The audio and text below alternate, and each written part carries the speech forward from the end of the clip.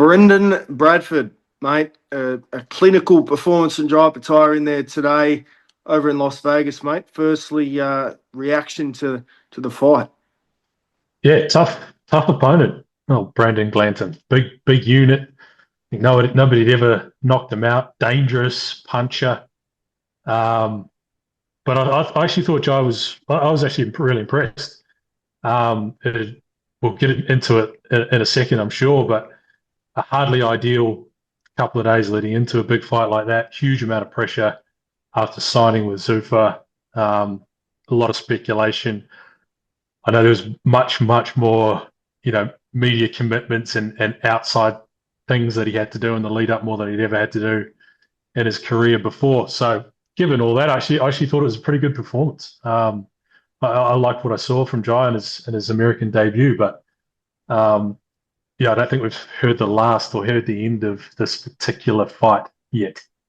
Well, we might as well get straight into that then. You've been across this for the past week or so, mate. Where do we currently stand? What is the status of Jai Opetaia's IBF title? At the moment, as I understand it, as it stands, he's still the IBF champion. I'm told that he will be stripped of that belt tomorrow, which is Tuesday in Australia, Monday in America. So yeah, long story short, the IBF plans to strip him tomorrow. That's the case as it is, and I think which I did the post-fight press conference at the UFC Apex. That's probably like 90 minutes ago now, and I think he said up there that he was still the champion. He hadn't been stripped. Then I got him on the phone maybe half an hour after that, and he said, actually, I have no idea. So whether he got some information, then got some updated information, or he was told wrong, or maybe just wanted to say one thing in the presser and a different thing. I'm not sure. So I don't even think he knows. But at this point, as I can understand it, having spoken to Mick Francis as well, he's still the champ, but will get stripped tomorrow.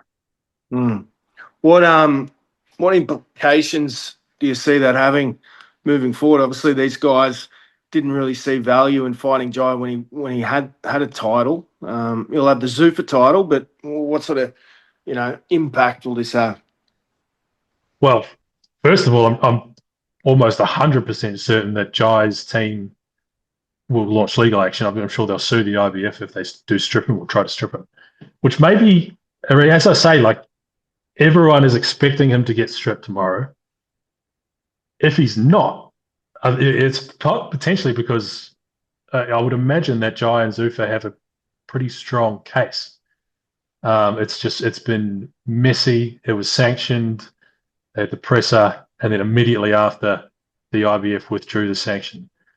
So I'm not sure legally where that stands, but from just a couple of talks I've had this afternoon, Mick Francis believes I've got a very strong case. So that's the first thing that'll happen. There'll be legal action if Jai is stripped of the IBF title. But like you sort of hinted, if he doesn't have a belt, very hard to get Zerdo or David Ramirez or whoever it is into the ring with him. It was tough when he had a belt. He had two belts, including the ring belt. So yeah, very interesting fallout. Interesting to see where this will go from here. Now, what did you make of Zuffa boxing and Jai, obviously the first Zuffa champion? I thought it was a interesting spectacle in there. Yeah, I mean, I've watched a lot of shows at the Apex through UFC, so it wasn't. I can see. I saw a bit of commentary online from boxing people that probably don't watch your Apex cards at the UFC, saying, "Oh, look, it's a weird setup and it felt wrong, and it felt like some of the Riyadh cards and whatever." But I can tell you, there was a lot more atmosphere in that arena tonight than there is for 90% of Apex shows that the UFC put on there, and that's because of the people coming out to support Jai. They were pretty vocal.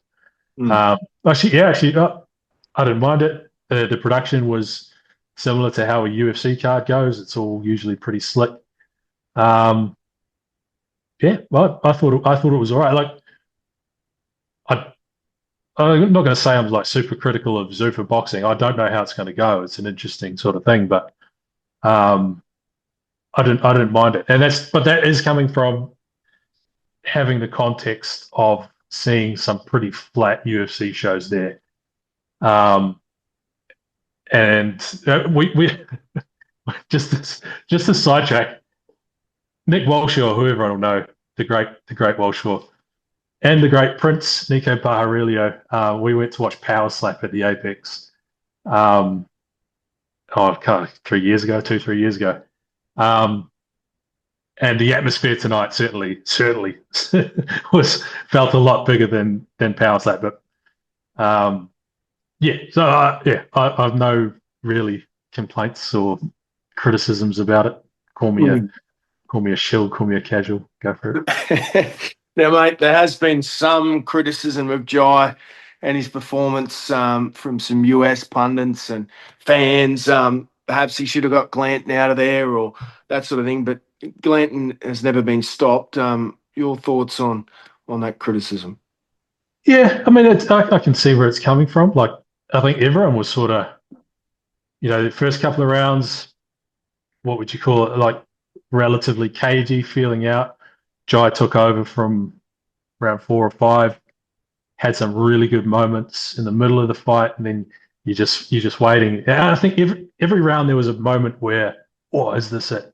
Or at least sort of maybe 4 of the last 5 or 6 rounds, you were like, go grab him, go stop him, and the guy was bleeding. He had that hematoma on his forehead, and there was probably the only thing lacking, just the stoppage, the finish, just to put a real exclamation point on it. So if you're making criticisms, that'd be one. But again, that bloke Glanton is a massive unit. Uh, he's been taken to hospital. He's in hospital in Las Vegas. Um, someone told me, I don't know if this is true, but someone told me that I don't know if it was Glanton or someone in the corner, or maybe one of Glanton's supporters was having a crack at the corner for not throwing in the towel, for not stopping the fight backstage. So yeah, I mean he copped it, but all we needed just to settle it was the knockout from Jai. Didn't quite get it today, but he has still sent, what is it? I think it's 4 or 5 opponents in a row to the hospital. So there is that. Now, mate, you'll be across this IBF stuff as it evolves over the next few days, or what? Well, yeah. We'll be keeping an eye on it. Yeah. I'm lost. I'm out of Well, it. so I'm lost. just for a bit of I suppose, a recap, because there's been updates almost every couple of hours.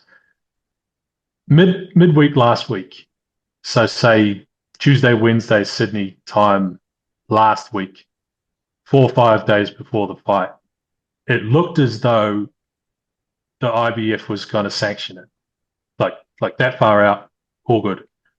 It dragged on and on. The closer it got to the weekend, there wasn't a decision, or there wasn't an outcome. The IBF hadn't said either way. Then, from what I understand, at some point Thursday, Friday, again Sydney time, it was sanctioned. The sanctioning fee was paid. They flew out the inspector first class to Vegas, checked into their hotel. I'm told Jai's team even ran into one of the IBF guys as they were checking in. They got their per diems, $200 a day, and then left right after the presser. So for, I don't know, it feels like maybe 24 hours, the fight was sanctioned by the IBF. Then they came out with a statement saying, no, we're not sanctioning it. And under Rule 5, if an IBF champion fights for a title of another belt, but it's not sanctioned, they'll get stripped. That's what they said. And then IBF President Daryl Peoples has sent an email out to, I think, the other IBF officials saying that it was because of where the IBF belt was placed at the press conference. which seems bizarre to me. There's a lot of rumours of the other sanctioning bodies and other promoters putting a lot of pressure on Daryl Peoples to make that call. I can see absolutely that happening in the world of boxing. So either way, whatever reason, whether it was the positioning of the belts or probably more likely pressure from elsewhere within boxing, the IBF withdrew the sanction, said, no, we're not doing this. And that's sort of the last we heard of it. But now, it looks as though, as it stands now, only 2 hours after the fight, Jai will get stripped tomorrow, unless they make another change, which, following this saga, will absolutely happen. And they won't strip him at Happy Days, and Jai will go on and keep trying to fight for these the unifications and undisputed. Crazy, he's been stripped twice and never lost a fight. Yeah. Mate, last one, some Tszyu news this week. Tszyu news coming, TBC. Tszyu fighting Easter Sunday back in Australia. News dropping Tuesday morning, first thing. Stay tuned to Code Sports and the Daily Telegraph. Or buy the newspaper, it'll be in tomorrow's paper as well. How good. All right, mate. Keep on it. We'll catch up soon. Speak soon. See you, mate.